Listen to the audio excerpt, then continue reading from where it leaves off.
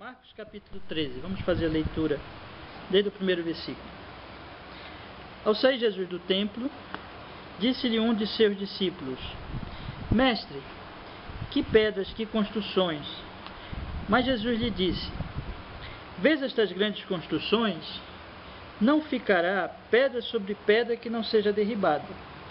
No Monte das Oliveiras, defronte do templo, achava-se Jesus assentado, quando Pedro, Tiago, João e André lhe perguntaram em particular: Dize-nos quando sucederão estas coisas, e que sinal haverá quando todas elas estiverem para cumprir-se? Então Jesus passou a dizer-lhes: Vede que ninguém vos engane. Muitos virão em meu nome, dizendo sou eu, e enganarão a muitos. Quando, porém, ouvirdes falar de guerras e rumores de guerras, não vos assusteis. É necessário assim acontecer, mas ainda não é o fim. Porque se levantarão nação contra nação, reino contra reino, haverá terremotos em vários lugares e também fomes. Estas coisas são o princípio das dores. Estai vós de sobreaviso, pois vos entregarão aos tribunais e às sinagogas, sereis açoitados e vos farão comparecer à presença de governadores e reis por minha causa, para lhes servir de testemunho. Mas é necessário que primeiro o evangelho seja pregado a todas as nações. Quando, pois, vos levarem e vos entregarem, não vos preocupeis com o que haver de dizer, mas o que vos for concedido naquela hora, isso falai, porque não sois vós os que falais, mas o Espírito Santo. O irmão entregará à morte outro irmão, e o pai ao filho. Filhos haverá que se levantarão contra os progenitores e os matarão. Sereis odiados de todos por causa do meu nome. Aquele, porém, que perseverar até o fim, esse será salvo. Quando, pois, virdes a abominável da desolação, situado onde não deve estar, quem lê entenda, então os que estiverem na Judeia fujam para os montes. Quem estiver em cima no eirado, não desça nem entre para tirar de sua casa alguma coisa. E o que estiver no campo, não volte atrás para buscar a sua capa. Ai das que estiverem grávidas e das que amamentarem naqueles dias. Orai para que isso não suceda no inverno. Porque aqueles dias serão de tamanha tribulação como nunca houve desde o princípio do mundo que Deus criou, e até agora, e nunca haverá, jamais haverá. Não tivesse o Senhor abreviado aqueles dias, e ninguém se salvaria, mas por causa dos eleitos que ele escolheu, abreviou tais dias. Então, se alguém vos disser, eis aqui o Cristo ou ele ali, não acrediteis, porque surgirão falsos cristos e falsos profetas, operando sinais e prodígios para enganar, se possível, os próprios eleitos. Estai vós de sobreaviso, tudo vos tenho predito. Mas naqueles dias, após a referida tribulação, o sol escurecerá, a lua não dará a sua claridade, as estrelas cairão do firmamento e os poderes dos céus serão abalados. Então verão o Filho do Homem vir nas nuvens com grande poder e glória. E ele enviará os anjos e reunirá os seus escolhidos dos quatro ventos, da extremidade da terra até a extremidade do céu. Aprendei, pois, a parábola da figueira. Quando já os seus ramos se renovam e as folhas brotam, sabeis que está próximo o verão. Assim também vós, quando virdes acontecer estas coisas, sabeis que está próximo às portas. Em verdade vos digo que não passará esta geração sem que tudo isto aconteça. Passará o céu e a terra, porém as minhas palavras não passarão. Mas a respeito daquele dia ou da hora, ninguém sabe, nem os anjos do céu, nem o Filho, senão o Pai. Estai de sobreaviso, vigiai e orai, porque não sabeis quando será o tempo.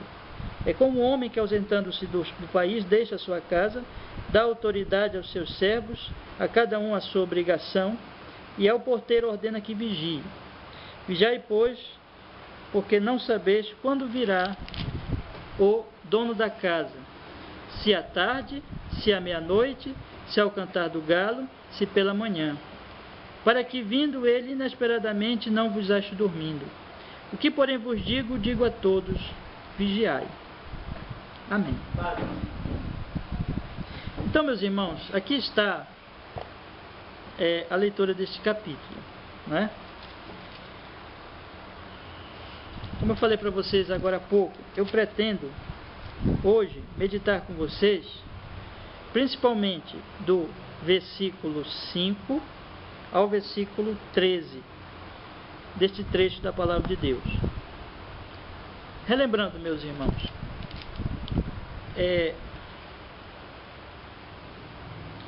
o nosso estudo sobre o juízo final, nós começamos uma nova fase. Desde a semana passada eu falei isso para vocês. Então, nesta nova fase, nós estaremos olhando para os eventos a respeito do juízo final. Eventos que nós podemos dividir de duas maneiras. Tanto os eventos ainda aqui na Terra, que são uma antecipação e ao mesmo tempo um anúncio também do juízo final, é como uma amostra do juízo final, e também dos eventos do próprio juízo final, quando o Senhor Jesus Cristo estiver voltando e o juízo em si, quando acontecer realmente esse juízo, aquela grande reunião que o Senhor Deus promoverá de toda a humanidade diante dele para o julgamento final, para a determinação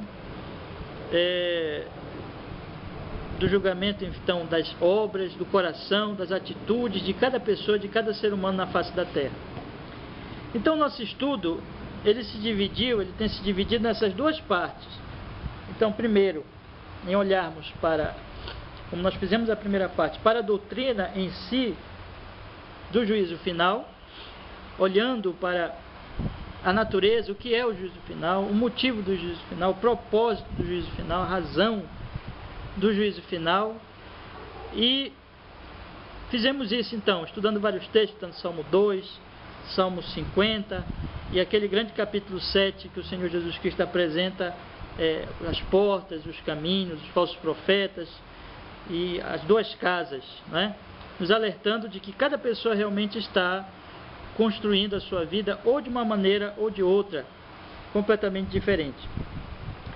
Mas agora nós começamos a olhar para os eventos, irmãos. E esse capítulo 13 de Marcos, que na verdade tem os seus paralelos no capítulo 24 de Mateus e no capítulo 21 de Lucas, esse capítulo é extremamente importante para essa questão agora da nova fase dos nossos estudos, ou seja, que nós vamos olhar para os eventos. Por que ele é importante? Porque é uma profecia saída da boca do próprio Senhor Jesus Cristo a respeito destes eventos, que tem o interesse e o propósito de nos preparar para o que vai acontecer, para o que já está acontecendo, e para que nós estejamos então de sobreaviso, como ele vai mesmo falar, e saibamos como agir. Ao mesmo tempo, um alerta para aqueles que não são salvos, um chamado para aqueles que não são salvos. Então, tudo isso, a Escritura Sagrada, ela vai nos mostrar aqui, meus irmãos. E nós vimos a semana passada, já iniciando este estudo, nós observamos aí nos dois primeiros versículos que ao sair Jesus do templo, disse-lhe um de seus discípulos: Mestre, que pedras, que construções. E a resposta de Cristo foi: Vês estas grandes pedras, não ficará pedra, veja estas grandes construções, não ficará pedra sobre pedra que não seja derribada. E nós procurei mostrar para vocês que aquele discípulo, como o judeu, ele tinha grande apreço pelo templo e pela beleza do templo. O templo era o símbolo da presença de Deus em Israel. E ele era muito bonito, era belíssimo. E o discípulo ficou empolgado tanto com o significado espiritual do templo, né, que ele tinha aquele significado da presença de Deus, como com a própria beleza física do templo. E ele disse: que belas construções. E o Senhor Jesus Cristo não se importou muito com isso, mas disse: olha, isso não vai ficar pedra sobre pedra, não vai sobrar nada dessa beleza toda que tu estás vendo. Aquele discípulo estava muito interessado na beleza física, na beleza externa. E eu procurei mostrar para os irmãos semana passada que é possível uma pessoa ela inverter aquilo que o Senhor Jesus Cristo diz. Normalmente os homens fazem isso. Os homens deixam de olhar para a verdadeira beleza por causa do pecado. Procurei mostrar para vocês assim que nós fomos criados à imagem de Deus. Nós gostamos do que é belo. Nós olhamos uma paisagem, um quadro, uma pessoa, e nós dizemos: é bonito, né? E nós temos aquele apreço pelo que é belo, porque nós fomos criados à imagem e semelhança de Deus, e Deus é belo, né? E tudo que Ele criou é belo também. Porém, o pecado manchou isso e fez com que os homens não colocassem os valores devidos nessa questão da beleza. E eles começam a achar mais bonito e mais importante a questão física, a aparência externa, do que a questão espiritual. O Senhor Jesus Cristo diz assim: buscar em primeiro lugar o reino de Deus e a sua justiça, as outras coisas vos serão acrescentadas. E eles fazem a inversão disso e buscam as outras coisas e desprezam o reino de Deus, a beleza de Deus. Então Jesus Cristo mostra que apesar de toda aquela beleza, tudo seria destruído. E apesar de que o templo era o símbolo da presença de Deus, aquele povo amava tanto o templo, mas desprezou o Filho de Deus, que o próprio Deus, quer dizer, o templo simbolizava a presença de Deus, mas quando Deus veio em carne, eles desprezaram a Deus. E por isso, no ano 70 depois de Cristo, se cumprindo a profecia que Jesus aqui se refere, aquele templo foi completamente arrasado, destruído, e os romanos acabaram realmente não deixando pedra sobre pedra, e tudo ficou destruído. Então, meus irmãos, houve ali a invasão de Jerusalém, a queda de Jerusalém, a destruição do templo, e depois os romanos então acabaram por destruir completamente o templo. Então nós podemos ver, irmãos, que Deus estava trazendo a sua ira sobre a nação de Israel, que tinha desprezado a Deus, que tinha desprezado o Senhor Jesus Cristo. Isso aqui é um exemplo da manifestação da ira vindoura.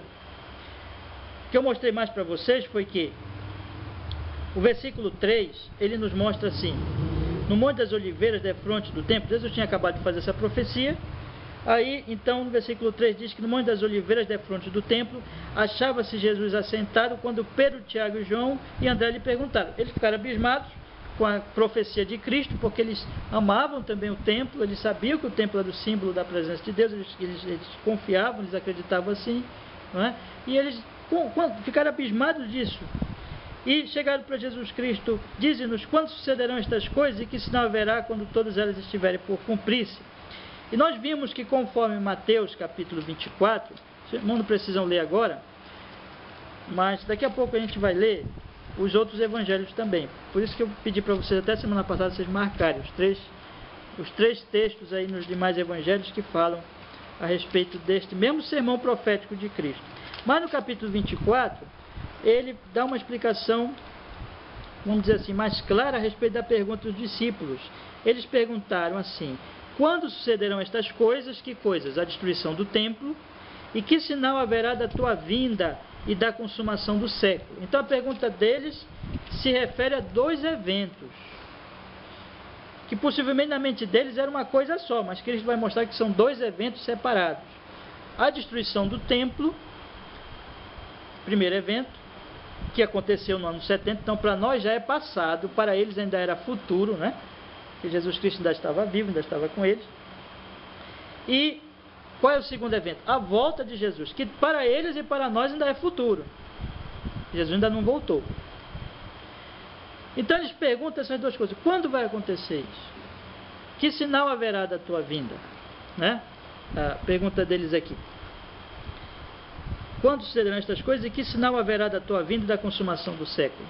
Então a pergunta deles está voltada a esses dois eventos: a destruição do templo e a volta do Senhor Jesus Cristo, irmãos.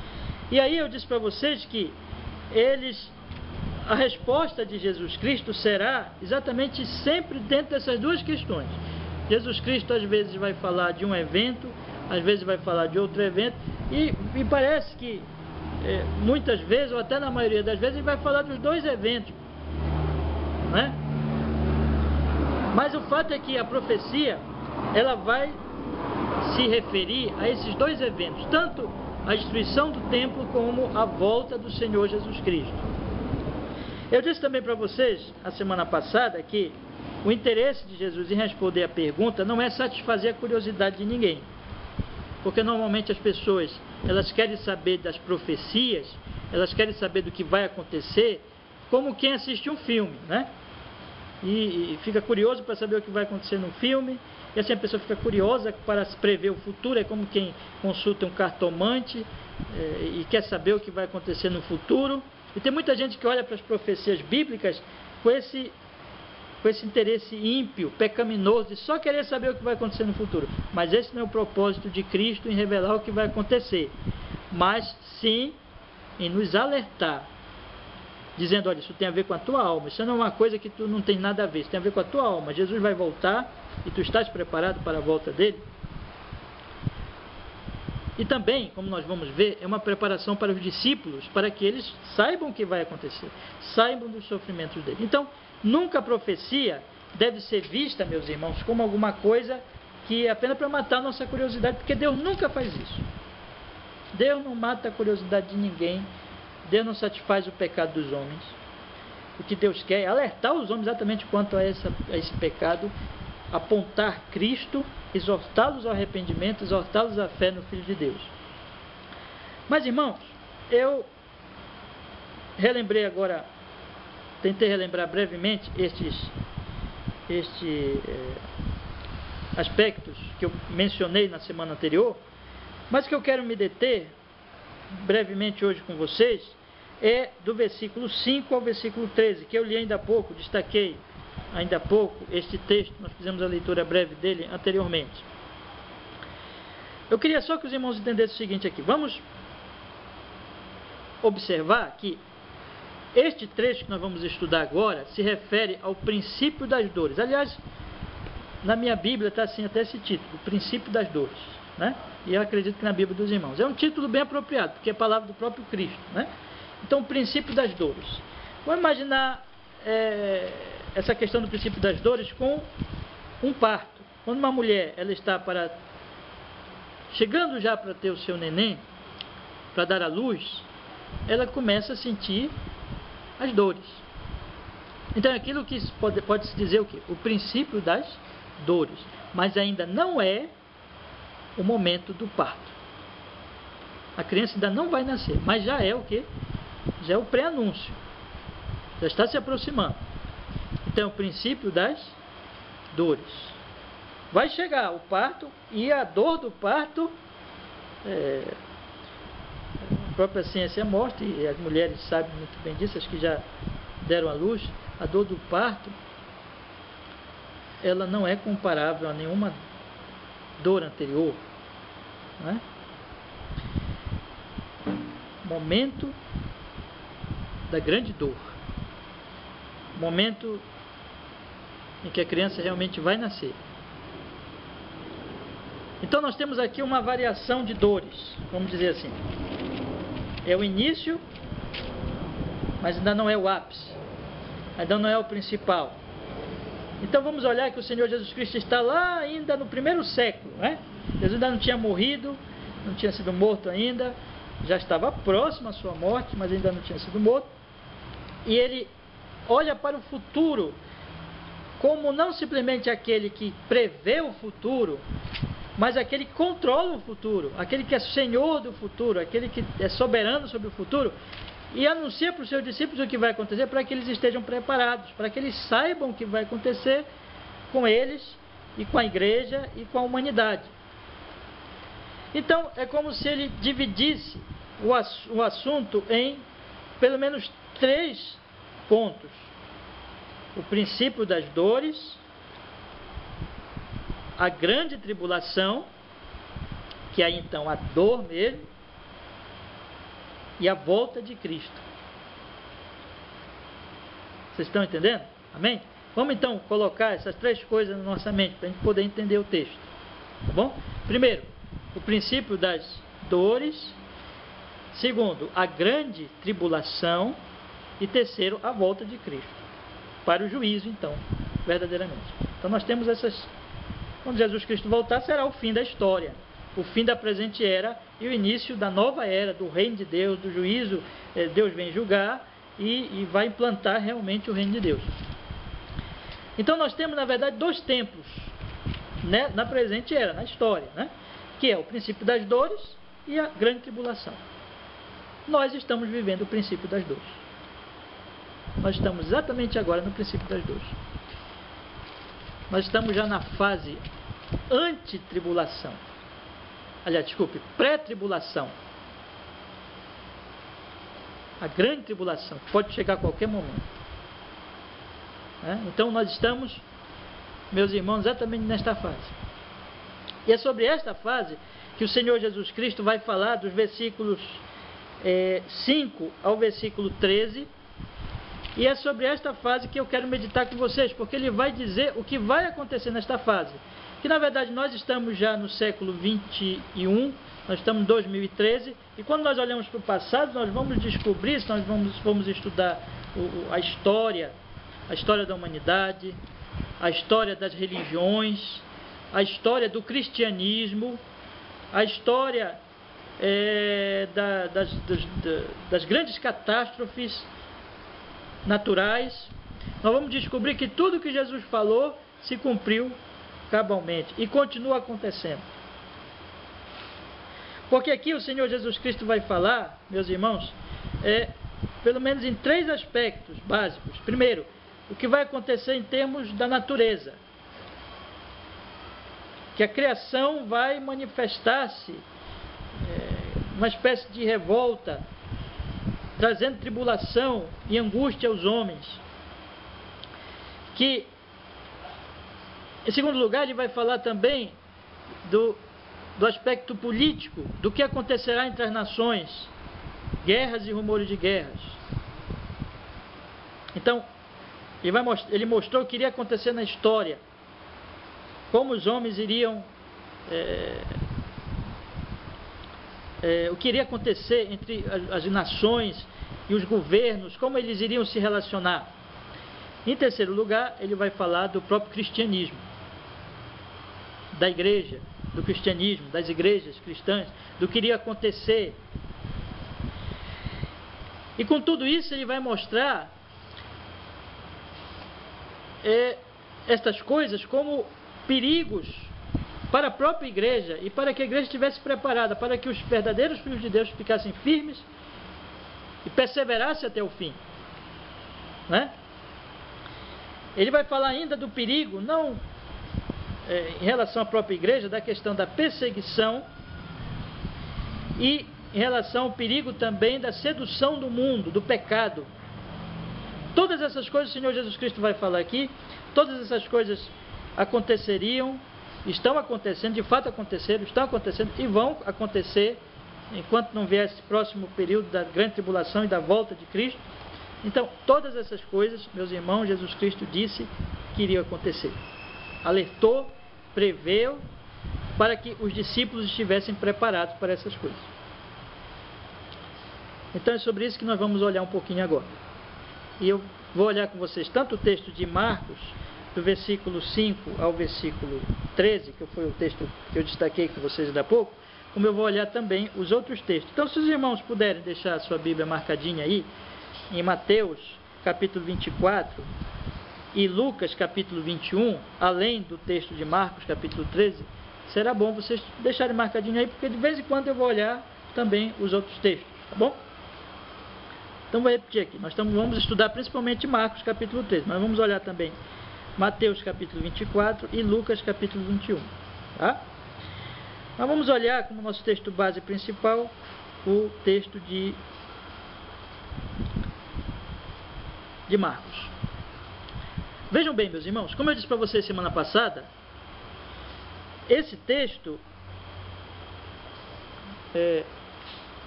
neste episódio, nesse princípio das dores, o Senhor Jesus Cristo vai estar se referindo tanto ao momento de antecipação ao que ocorreu no ano 70, como a este período todo antes da volta de Cristo, antes da tribulação final, grande tribulação, e a volta de Cristo Jesus, não é? Então, essa profecia, certo autor, certo comentarista, ele ilustrou mais ou menos assim a ilustração dele. É como se você olhasse um quadro em que você visse assim montanhas, né? Montanhas. Você não percebe a distância entre elas muito, mas você sabe que tem alguma distância. Você não percebe, quando você olha para o quadro, você não percebe muito. Se, por exemplo, se olhar assim uma montanha está aqui, a outra está assim por trás, aparece um pouco no quadro, né? Você não percebe muita distância, mas você sabe que existe uma distância ali. Então é como se o Senhor Jesus Cristo estivesse olhando aquelas duas montanhas. A primeira montanha seria a destruição de Jerusalém, a queda do templo, a destruição do templo, e a outra montanha seria a volta de Cristo. E Jesus vai falar do princípio das dores, ou seja, daquele momento que ainda não é a dor principal, é apenas o princípio. Isso se refere tanto à queda de Jerusalém, ou seja, aqueles momentos, aqueles anos anteriores à queda de Jerusalém, e também os anos que nós estamos vivendo agora, que são os anos anteriores à volta de Cristo. Então vamos acompanhando dessa maneira. Quer dizer, tem coisa que Jesus vai falar aqui que vai se referir principalmente à queda de Jerusalém. Tem coisa que ele vai falar que vai se referir principalmente à volta dele. Mas, na verdade, nós podemos aplicar tudo que ele vai falar, tanto a queda de Jerusalém, como a volta dele. Porque tudo se aplica e aconteceu, de certa forma, em cada situação. Pelo menos em alguns pontos aqui que ele vai falar, vai se referir às duas situações, tanto antes da destruição de Jerusalém, como antes da volta dele. Pelo menos a maioria das coisas aqui vai ter esse tipo de aplicação. Mas é claro que para nós nos importa o quê? O agora, né? E aqueles aspectos anteriores à destruição de Jerusalém importam em termos espirituais para nós, como alerta para nós também, como todo aquele evento. Então vamos ler aí o versículo 5. Vamos ler daí do 3, para que nós possamos entender então a resposta de Cristo, a pergunta e a resposta. E aí o versículo 5, que é o que nos interessa a partir de agora. No Monte das Oliveiras, verso 3, no Monte das Oliveiras, defronte do templo, achava-se Jesus assentado, quando Pedro, Tiago, João e André lhe perguntaram em particular: dize-nos, quando sucederão estas coisas e que sinal haverá quando todas elas estiverem para cumprir-se? Então Jesus começa a responder. Então Jesus passou a dizer-lhes: vede que ninguém vos engane. Muitos virão em meu nome dizendo, sou eu, e enganarão a muitos. Observe então que o Senhor Jesus Cristo dá logo um alerta a respeito de falsos cristos, falsos profetas. Então veja só. Vede que ninguém vos engane. Muitos verão o meu nome dizendo, sou eu, e enganarão a muitos. Não é? Então, antes da queda de Jerusalém, também surgiram esse tipo de gente, dizendo essas coisas assim. Não é? E Jesus alertou, isso vai acontecer. Muitos vão chegar dizendo que sou eu, né? Mas não se engane, não se iludam, não é verdade. Aqui ele está nos alertando a respeito da sedução constante dos falsos cristos e dos falsos profetas. Vamos dar uma olhada agora no Mateus, capítulo 24. Vamos ver qual é a linguagem de Mateus. Olha aí. Mateus capítulo 24, versículo 4.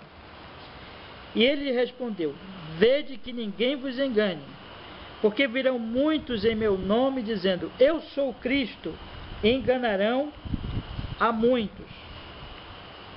Eu sou Cristo, e enganarão a muitos. Veja que é a mesma linguagem. Vamos olhar agora Lucas 21. Lucas 21. Vamos ver a linguagem de Lucas.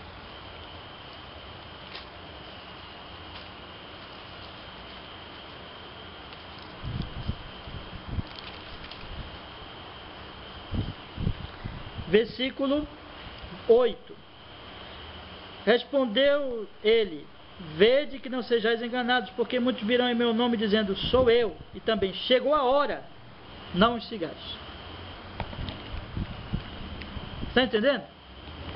Então ele está dizendo, muitos vão chegar e vão dizer, já é a hora daquilo que Cristo falou que vai acontecer. Não sigam, não é a hora ainda. Bom, isso aconteceu anteriormente da queda de Jerusalém e aconteceu também no nosso tempo. Se vocês forem pesquisar, vocês vão descobrir que várias vezes aconteceu isso. Gente disse assim, se levantou e disse, Jesus vai voltar, já chegou a hora, é tal dia, marcou até a data. e não aconteceu nada. Observe bem, seduziram a muitos e enganaram a muitos. Por quê? Porque muitas pessoas, apesar do que Cristo diz, eles vão acreditar nos falsos, eles vão acreditar nos mentirosos. Mas aqui fica para nós então um alerta, irmãos. Nunca nós estaremos livres dos falsos, dos enganadores, dos mentirosos. E a única maneira de nós estarmos como que vacinados, né, contra essa doença, contra esse vírus dos falsos profetas, é nós estarmos apegados à palavra de Cristo. Porque Cristo diz claramente, olha só, vede que ninguém vos engane. E ele vai mostrar que isso só é possível quando nós estivermos atentos ao que ele preveu, ao que ele falou, a sua palavra. Então a única maneira de eu estar pronto para não cair numa sedução de um falso profeta, e eles são extremamente sedutores. Eu já estudei com vocês aqui Mateus capítulo 7. Então, Jesus Cristo diz que eles não vêm como lobos, mas eles são lobos, só que eles vêm disfarçados de ovelhas. Eles são extremamente sedutores. A única maneira de nós não cairmos na conversa deles, não nos deixarmos levar por eles, é nós estarmos atentos à palavra de Cristo. Não nos enganarmos como? Ficando firmes na sua palavra. E a história vai mostrar que esses falsos profetas surgiram e estão aí, e permanecem, estão aí. Então essa palavra de Cristo se cumpriu cabalmente. Muitos surgiram, muitos disseram, sou Cristo, ou chegou a hora, e sigam a mim, entendeu? E infelizmente, apesar dessa palavra de Cristo, apesar desse alerta de Cristo, muita gente acreditou neles, foi enganado por esses falsos profetas, por esses enganadores. Não. Ah, sim, é o famoso, né? Eu sei, é verdade, é verdade. É verdade, moço. É incrível isso, né? É incrível, né? Tem esses assim que são bem gosto mesmo de espetáculo, e as pessoas acreditam, ainda vão atrás deles mesmo, né? É verdade. Então, meus irmãos, observe então o que o Senhor Jesus Cristo diz aqui. Mas vamos continuar. E vamos observando que tudo que ele falou realmente aconteceu, né? A profecia de Cristo se cumpriu. Esse é o princípio das dores, esse momento que a gente está vivendo, tá? Depois ele diz assim, quando porém, verso 7. Sim, eu acabei esquecendo um detalhe aqui. Muitos virão ao meu nome dizendo, sou eu, e enganarão a muitos. Isso também se cumpriu, né? É o que eu acabei de falar. Muitos foram enganados, apesar de que ele diz aqui, não, olha só, ninguém vos engane, mas muitos serão enganados. É incrível o ser humano, né? E realmente aconteceu, muitos foram enganados. Mas vamos lá. Quando, porém, ouvides falar de guerras, verso 7, de guerras e rumores de guerras, não vos assusteis. É necessário assim acontecer, mas ainda não é o fim. Não é? Então, guerras, rumores de guerras, não vos assusteis. É necessário assim acontecer, mas ainda não é o fim. Então, quando nós estudamos a história, nós vamos ver que isso se cumpriu realmente. Guerras, rumores de guerras, muitas e muitas guerras ao longo da história, desde que Cristo falou isso, ao nosso tempo. E aconteceram as duas grandes guerras no século XX. A Primeira Guerra Mundial e a Segunda Guerra Mundial. As duas grandes guerras. Então, essa palavra de Cristo também se cumpriu. Aqui se manifesta que nesse princípio das dores, nunca haverá paz entre as nações. Nunca. Enquanto Cristo não voltar, não haverá paz. Por quê? Porque existe o pecado. Porque os homens não conhecem a Deus, não amam a Deus. E sempre haverá então que essas guerras, esses rumores de guerras, essas violências, essas maldades todas. E nós vivemos isso o tempo todo, irmãos. O noticiário mostra guerra em vários lugares. Nosso país mesmo está vivendo um momento de crise. Não é uma guerra, vamos dizer assim, graças a Deus, no sentido... É uma guerrinha, né? não é uma guerra no sentido, né, de que existe uma guerra civil contra o governo, mas estão acontecendo aí essas manifestações. As nações não se entendem, as classes não se entendem, as famílias não se entendem. Isso faz parte da natureza humana. Mas, irmãos, Jesus Cristo preveu isso. E Jesus Cristo mostrou que isso iria acontecer. E as duas guerras enormes, grandes guerras que aconteceram no século passado, provam que o Senhor Jesus Cristo estava certo quanto a isso. Nós vivemos num mundo mau, nós vivemos num mundo de guerra. Nós vivemos num mundo de conflitos, meus irmãos. Isso, Jesus Cristo disse, vai acontecer tudo isso. E Jesus diz assim, qual é o conselho dele? Quando ouvides falar de guerras e rumores de guerras, não vos assusteis. É necessário assim acontecer, mas ainda não é o fim. Daqui a pouco eu vou falar com os irmãos que todo esse texto vai mostrar, irmãos, que nós devemos estar absolutamente tranquilos, porque esse texto mostra que quem está no controle de tudo, quem é? É o próprio Jesus, é o próprio que profetizou isso. Ele diz, é necessário que isto aconteça, mas ainda não é o fim. Ainda não é o fim. Ainda estamos no princípio das dores. Então, quando nós ouvimos falar de guerras, quando nós ouvimos falar dessas coisas, irmãos, Jesus Cristo diz, não fiquem assustados, nós não devemos assustar, porque quem está no controle absoluto de todas as coisas é o Senhor Jesus Cristo, é o Senhor nosso Deus. Aí, versículo 6, ele continua falando desse aspecto. Porque se levantará nação contra nação, reino contra reino. Então, ele fala mais uma vez deste aspecto. Vamos olhar agora a linguagem de Mateus. Mateus 24. Ele diz assim, verso 6. Certamente ouvireis falar de guerras e rumores de guerras. Vede, não vos assusteis, porque é necessário se acontecer, mas ainda não é o fim. Porquanto se levantará nação contra nação, reino contra reino, e haverá fomes e terremotos em vários lugares. Porém, tudo isto é o princípio das dores. Lá em Lucas, a linguagem de Lucas é assim.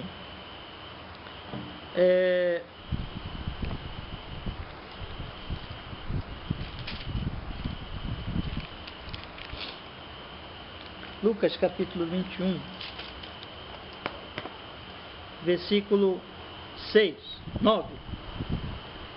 Quando ouvides falar de guerras e revoluções, não vos assusteis, pois é necessário que primeiro aconteçam estas coisas, mas o fim não será logo. Né? Então ainda não vai ser logo. Ainda falta ainda coisas para acontecerem, não será logo.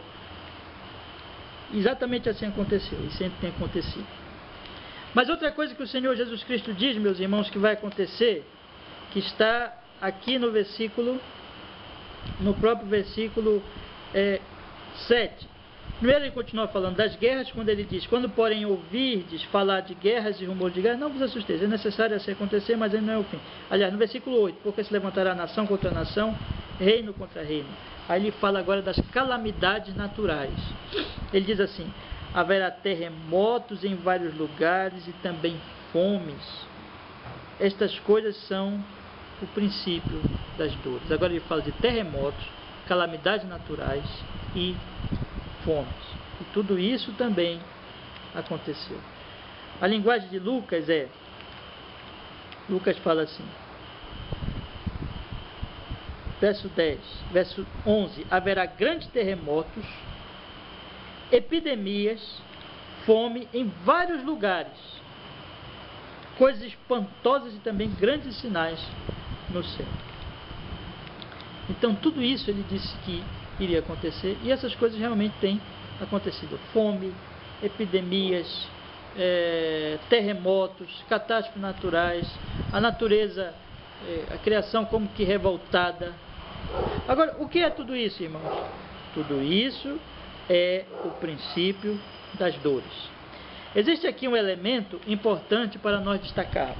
Essas calamidades naturais, elas são, na verdade, são calamidades naturais, são terríveis. Terrível é a fome, terrível é uma epidemia, e tudo isso aconteceu, Jesus previu, e realmente aconteceu. Terrível são as guerras, terrível foi tudo isso. Mas agora eu quero falar principalmente das calamidades naturais. As guerras, o terremoto, a epidemia, a própria fome, devido ao que acontece muitas vezes em consequência das próprias calamidades naturais, como nós observamos um local que acontece assim, uma grande inundação, a fome depois assola, os prejuízos, né? E a população sofre com tudo aquilo. Jesus disse que isso iria acontecer em vários lugares. Isso tem acontecido, isso está acontecendo no nosso tempo. Todos os dias a gente ouve falar de notícia aqui e ali, de alguma coisa semelhante acontecendo. Mas, irmãos, ouçam, Jesus disse, é o princípio das dores, não é a dor que virá realmente. Isso fica de alerta para nós o quê? Quando vem um furacão e destrói uma região, um tornado, aqueles ventos fortíssimos que levantam casa, destroem casa, levantam caminhão, levantam qualquer coisa. Quando acontece um terremoto, uma cidade ou uma parte de uma cidade é arrasada, muita gente morre. Quando vem aquela grande onda do oceano, como aconteceu no Japão mais recentemente, e arrasa e mata muitas pessoas, aquilo é uma notícia. As pessoas que passam por isso entram em pânico, em desespero, muita gente morre, é terrível. Mas isso não se compara com a dor que virá. Nós vamos ver, só para antecipar, que a linguagem de Jesus Cristo, quando virá a calamidade maior no juízo, na volta dele, é diferente desta linguagem aqui. Essa linguagem já é uma coisa muito, muito terrível. Mas a linguagem que Jesus usa mostra que será infinitamente pior o mal vindouro. Olha como Jesus fala aqui. Vamos olhar para o versículo 24, Marcos capítulo 13, verso 24. Olha a linguagem de Cristo. Mas naqueles dias, após a referida tribulação, o sol escurecerá, a lua não dará a sua claridade, as estrelas cairão do firmamento, e os poderes do céu serão abalados. Então verão o Filho do Homem. Vocês percebem a diferença?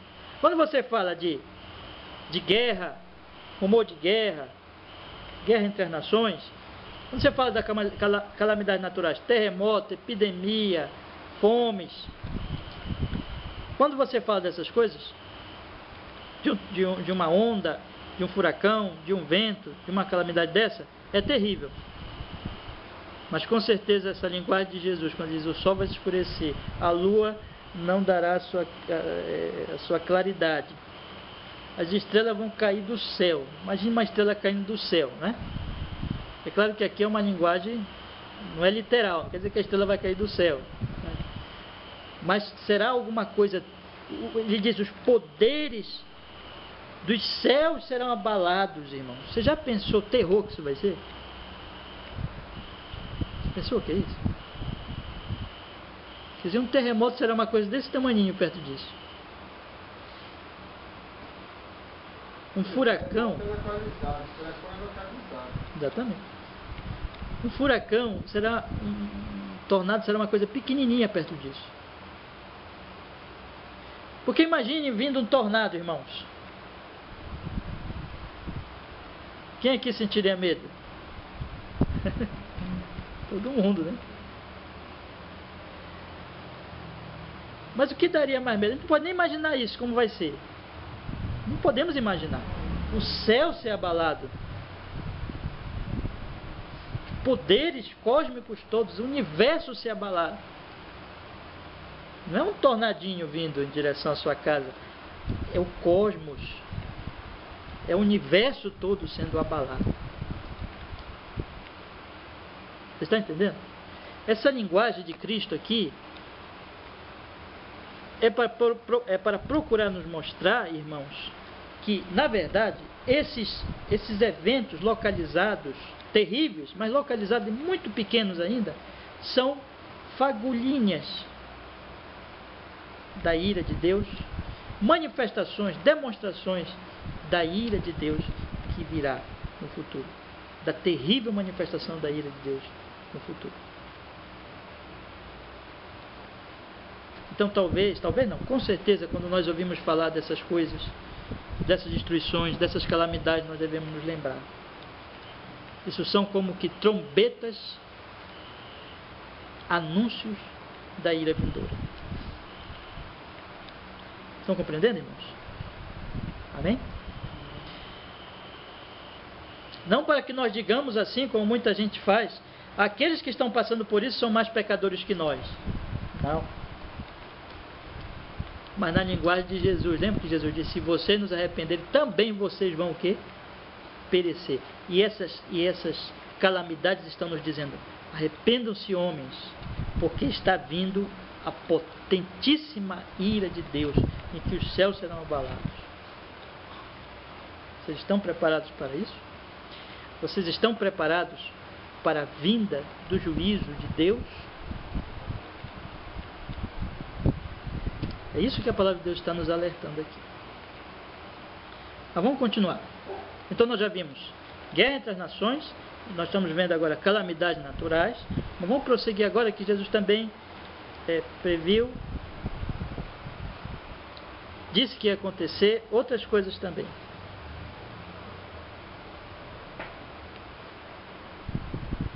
No versículo 7 ele diz,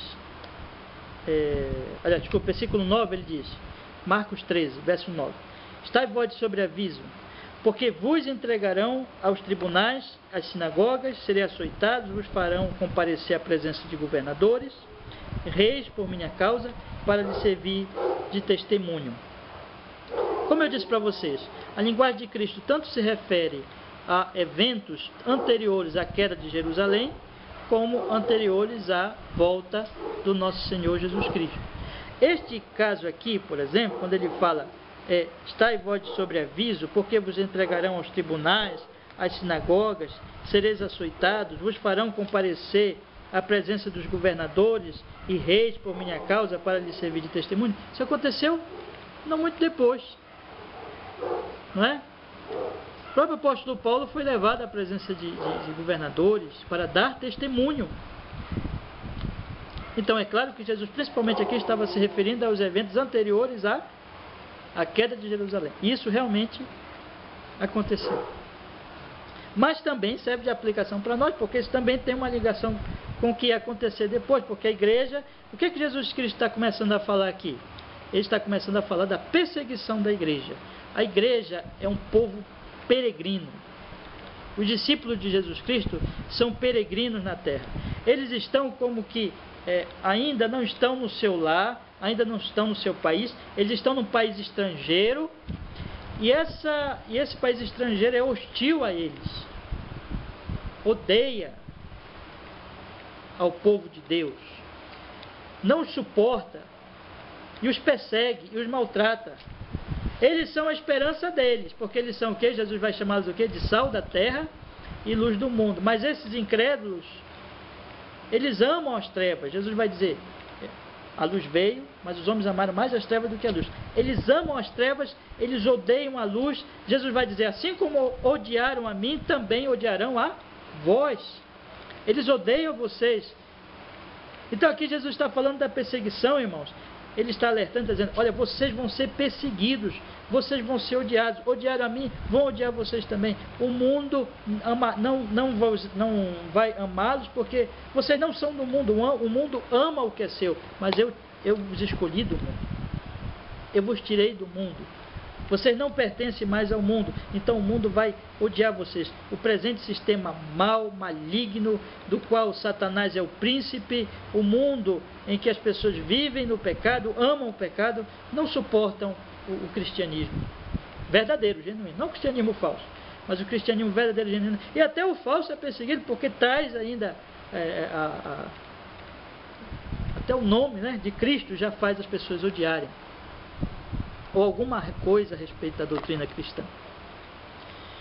Mas é a perseguição que acontece, que ocorre, meus irmãos, que nós estamos vendo aí. Hoje em dia existem estatísticas que mostram que morrem por volta aí de 100 mil cristãos por ano. Não é? quer dizer, que morre muita gente perseguida nos países dominados por esquerdistas, por comunistas, por nações muçulmanas. E no nosso próprio país nós estamos sentindo essa perseguição da esquerda contra tudo que se chama igreja, cristianismo. Eles odeiam. Então Jesus diz: estai vós sobre aviso, porque vos entregarão aos tribunais, às sinagogas, sereis açoitados, vos farão comparecer à presença de governadores e reis por minha causa, para lhes servir de testemunho. Mas a linguagem dele, ao mesmo tempo que é uma linguagem de alerta, é uma notícia que não é boa. Bom, ninguém fica muito contente com uma notícia ruim, né? E perseguição não é uma notícia boa. Mas a perseguição, ela é necessária. E ela está no plano de Deus. E ela tem a sua utilidade.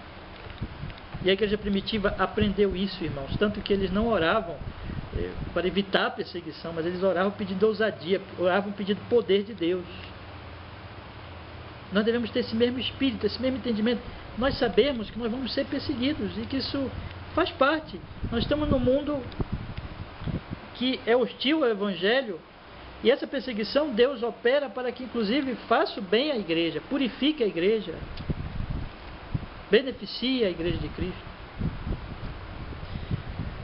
E no final das contas há a palavra de que nem perseguição, nem nada disso poderá destruir a igreja. Porque olha o que ele diz no versículo 10.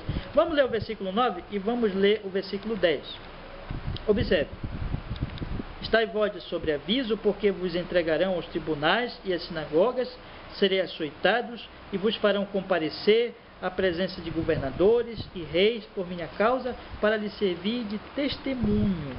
Observe bem, então, que o Senhor Jesus Cristo disse que essa perseguição Deus iria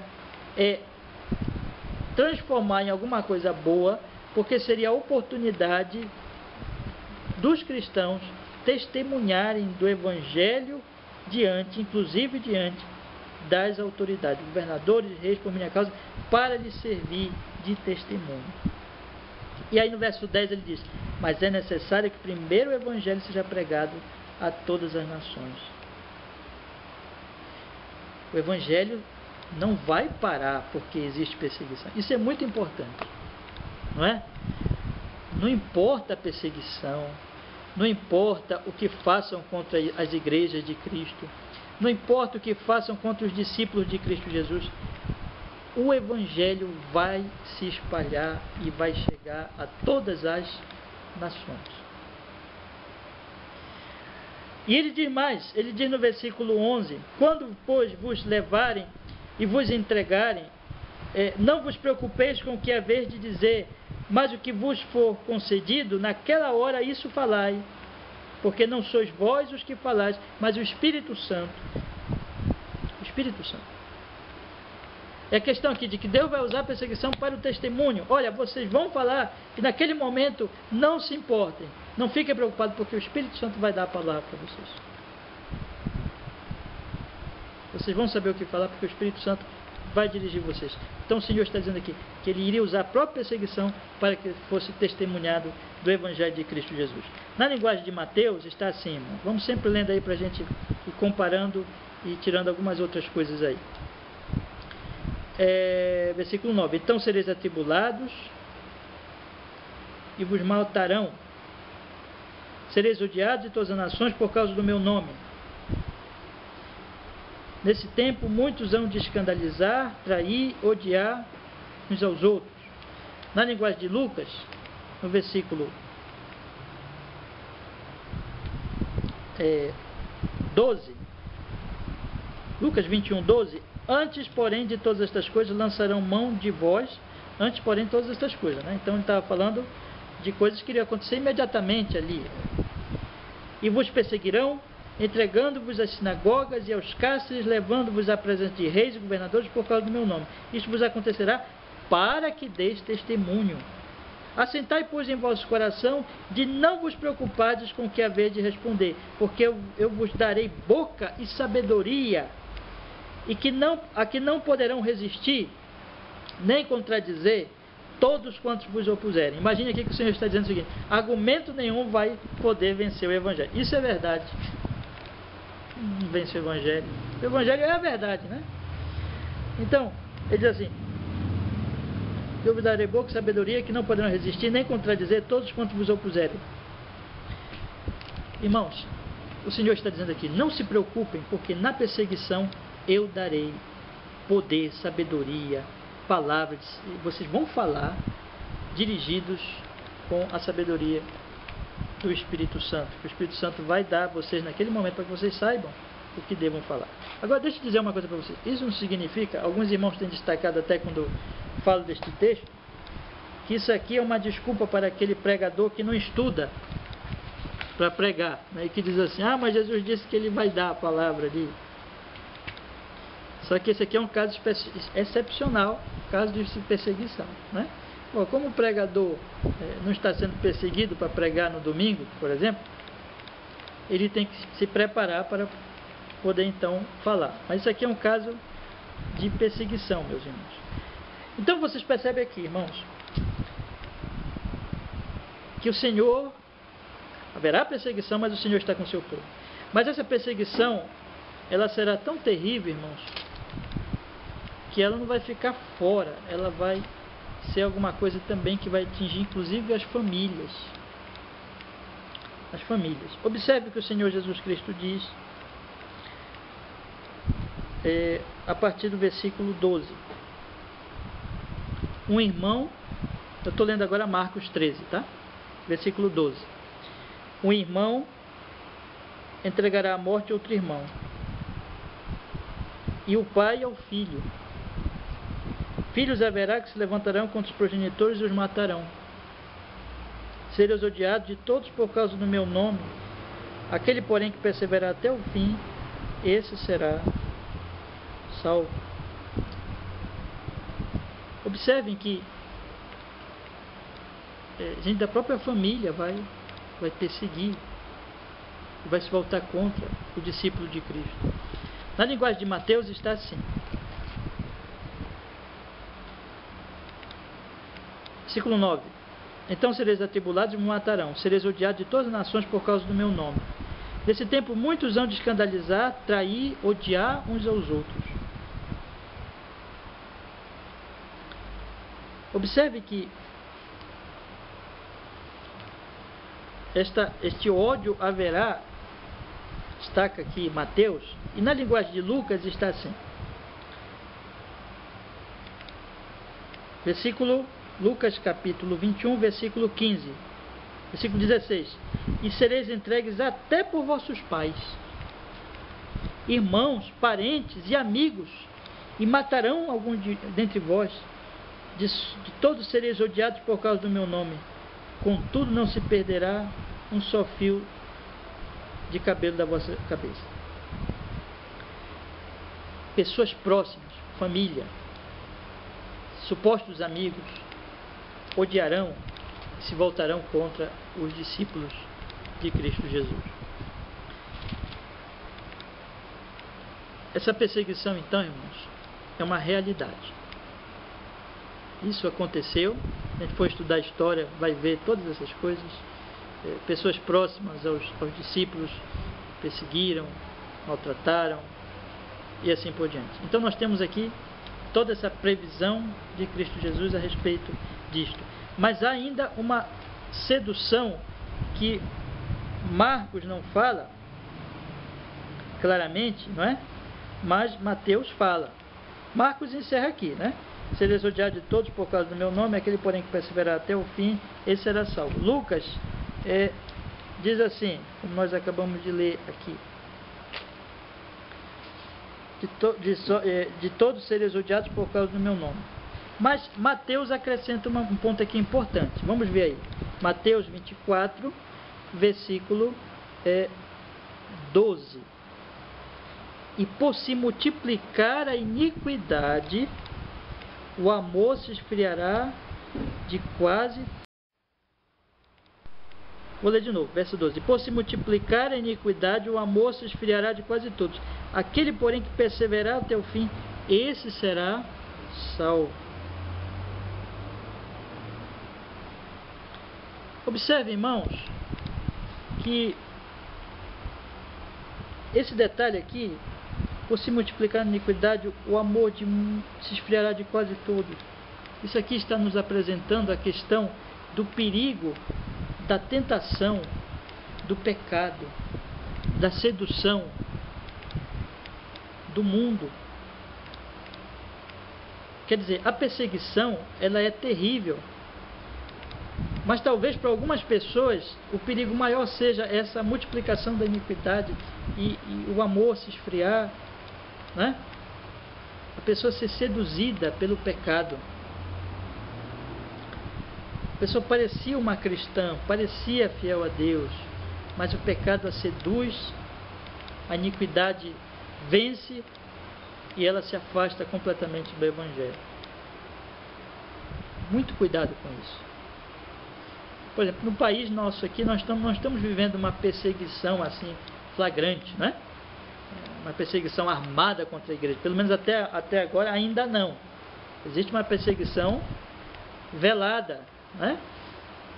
Perseguição velada, querendo se transformar em perseguição legal.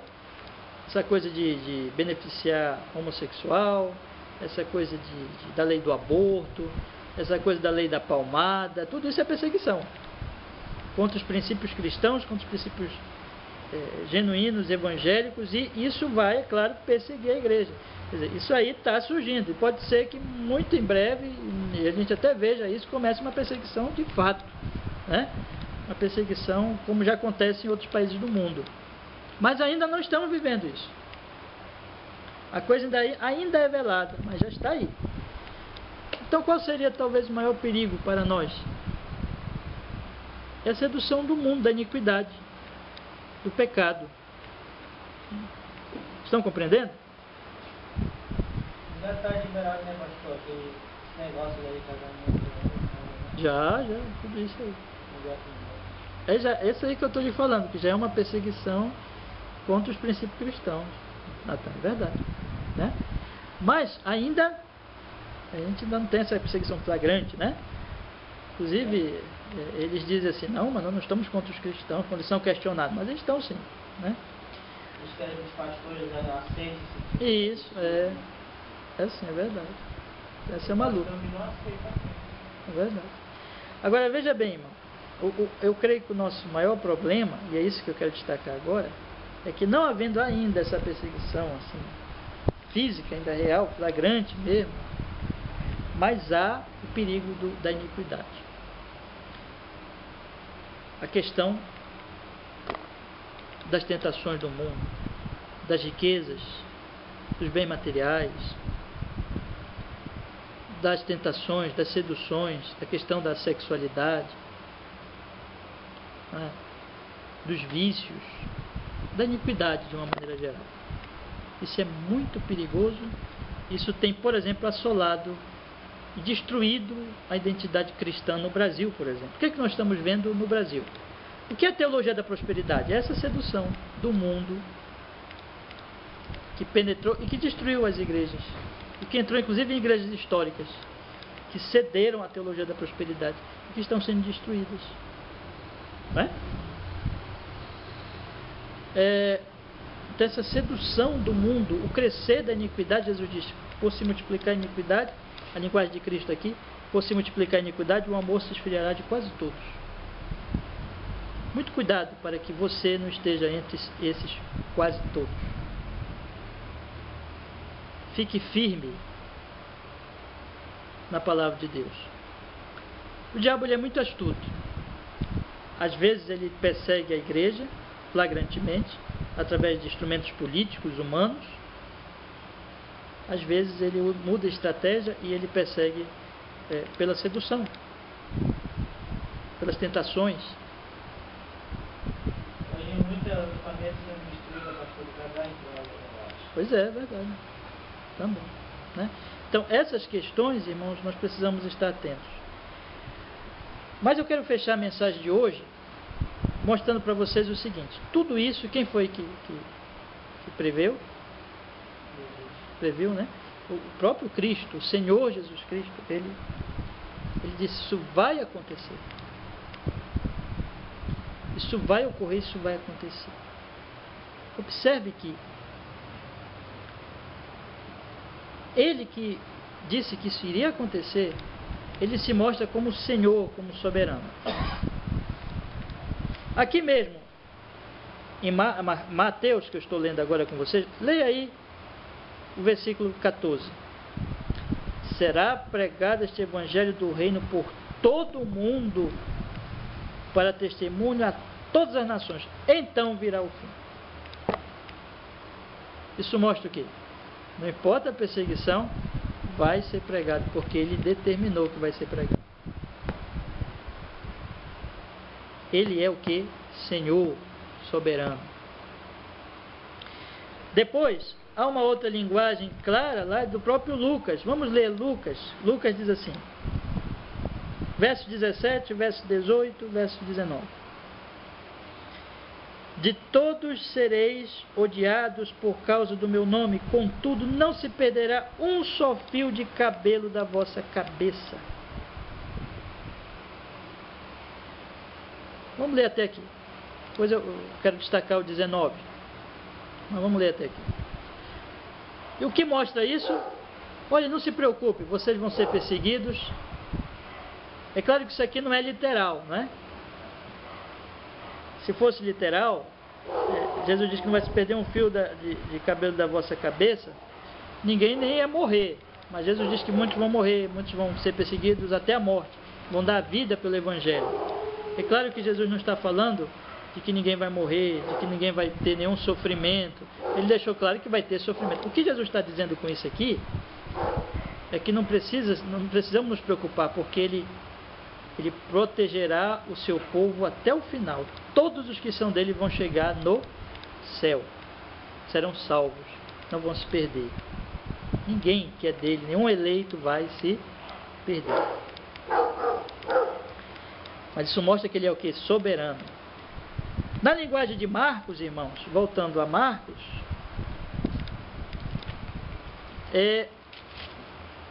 Marcos mostra a mesma coisa, porque ele diz assim, verso 7, quando porém ouvirdes falar de guerras e rumor de guerras, não vos assusteis, é necessário isso acontecer. Isso mostra tudo o quê? Mas ainda não é o fim, diz, Deus está no controle, Ele é o Senhor. Depois ele diz, verso 11, quando pois vos levarem e vos entregarem, não, a sinagoga, vos entregarem, não vos preocupeis com o que é vez de dizer, mas o que vos for concedido naquela hora, isso falai, porque não sois vós que falais, mas o Espírito Santo. O cuidado de Deus será tão presente que Deus vai dar o que eles tiverem que falar naquele momento da perseguição, de maneira que ninguém vai poder contradizê-los. Deus cuida do seu povo, Deus está cuidando do seu povo.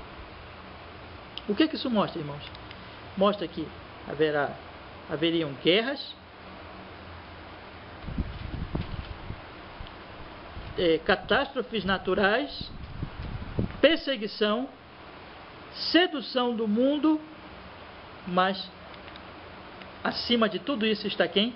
O Senhor, que diz, confiem em mim, fiquem tranquilos, nenhum fio de cabelo será perdido. Amém, meus irmãos?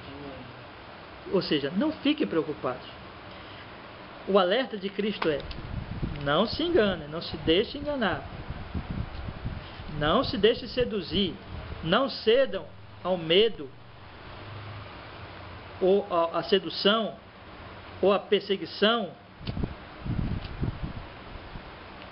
à falsidade dos falsos profetas, dos enganadores, dos mentirosos. Não se deixe. Eu estou alertando vocês, tudo isso vai acontecer. Mas não fiquem amedrontados, porque no final das contas, eu estou cuidando de vocês. É como quem diz assim, irmãos, eu não sei se eu vou conseguir ilustrar. É como um pai que diz para o seu filho assim, meu filho, não faça isso, isso é perigoso. não é? Mas ao mesmo tempo ele dá plena consciência ao filho de que ele está ali presente para proteger o seu filho. Não é assim que acontece? Um dia desse eu estava no supermercado, aí o pai disse assim à sua filhinha: vai bem ali, pega aquilo ali. Ela estava já na fila do supermercado, estava num caixa, e o que ela queria estava num caixa assim um pouco mais distante. E ele disse assim: vai até lá. Aí a menina disse: não, papai, eu não vou. Eu estava com medo de se afastar assim, mais de 2 metros do pai, sabe? Ele disse: não, vai lá que eu estou te olhando. Então, eu não sei se ela teve coragem de ir, mas ela poderia ir. Ela estava levando em consideração naturalmente os alertas do pai: cuidado, não confie em ninguém, e ela já tinha aquilo na mente. Mas ela podia confiar também no seu pai, de que ele estava ali de olho nela o tempo todo. É assim. Nós devemos estar alertados contra os perigos, mas saber que o nosso pai está cuidando de nós o tempo todo. E perseverar.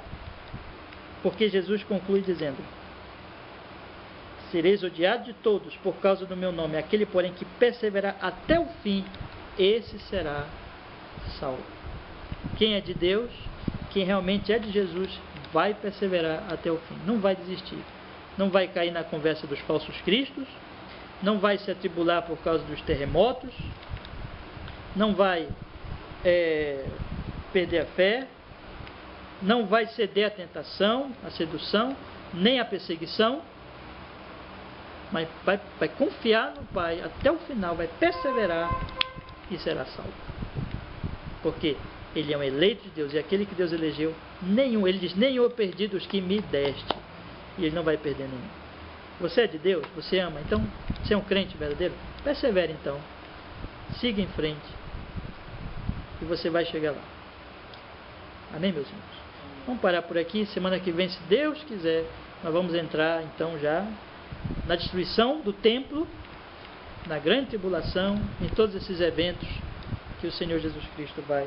E já não é mais o princípio das dores, agora é a dor mesmo, né? Que virá em breve sobre o mundo, o qual a destruição do templo foi apenas um exemplo dessa ira vindoura. Vamos orar ao Senhor. Amado Deus, muito obrigado pela tua santa palavra, e nos dê graça, meu Deus, para que essa palavra habite em nós e dê o seu fruto e nos torne, Senhor, verdadeiramente cristãos, convertidos, perseverantes, que não sejam seduzidos, nem cedo a perseguição, nem se engane com os falsos profetas, nem temam, Senhor, nada, mas sejam descansando em Ti, alertas contra os perigos, firmes, descansando e confiando no Senhor, em nome de Jesus Cristo. Para a Tua glória e para o Teu louvor, Senhor. Amém e amém, Jesus. Amém, meus irmãos. Deus abençoe.